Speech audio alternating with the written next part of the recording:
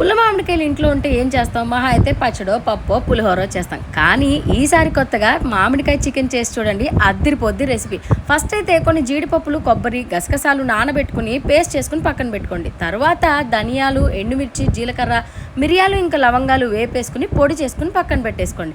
Oil కాగాక చక్కగా ఉల్లిపాయ ముక్కలు, సన్నగా కట్ చేసుకున్న పచ్చిమిర్చి, కరివేపాకు ఇంకా అల్లం వెల్లుల్లి పేస్ట్ కూడా వేసి పచ్చివాసన పోయేంత వరకు వేపేసుకొని మనం చేసి పెట్టుకున్న జీడిపప్పు పేస్ట్ కూడా వేసుకొని చక్కగా వేపేసుకోండి. దీనిలో ఇప్పుడు కొంచెం పసుపు, కొద్దిగా సాల్ట్ మళ్ళీ మనం కావాలంటే అడ్జస్ట్ చేసుకోవచ్చు. లాస్ట్లో ఆయిల్ ఫ్లోట్ అయ్యే వరకు చక్కగా వేపేసుకున్న తర్వాత చికెన్ ముక్కల్ని కూడా వేసుకొని హై ఫ్లేమ్లో పెట్టి అరెరే కొంచెం అంటేసినే ముక్కలు అనేలాగా వేపుకోండి. ఇలా ఎందుకు వేపాలో నేను రెసిపీ లాస్ట్లో చెప్తాను. ఇప్పుడు సిమ్లో పెట్టేసి స్టవ్ని కావలసినంత కారము, మనం చేసి పెట్టుకున్న గరం మసాలా పౌడర్ కూడా వేసేసుకుని చక్కగా సిమ్లో ఒక 5-6 నిమిషాలు మగ్గించుకోండి చికెన్ని.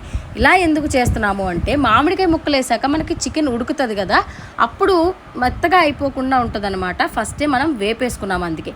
తర్వాత చికెన్ ఒక 5 నిమిషాలు మగ్గిన తర్వాత మామిడికాయ ముక్కలు కూడా వేసి కొత్తిమీర చల్లేసుకుని మూత పెట్టుకుని ఒక 5-6 నిమిషాలు ఉడికించేసుకోండి. చక్కగా దోశలోకి కానీ, చికెన్ చపాతీలోకి కానీ, రైస్లోకి కానీ వేడివేడిగా ఈ కర్రీ వేసుకుని ఆ మామిడికాయ ముక్కను కలుపుకుని తింటుంటే అద్దిరిపోద్దండి టేస్ట్.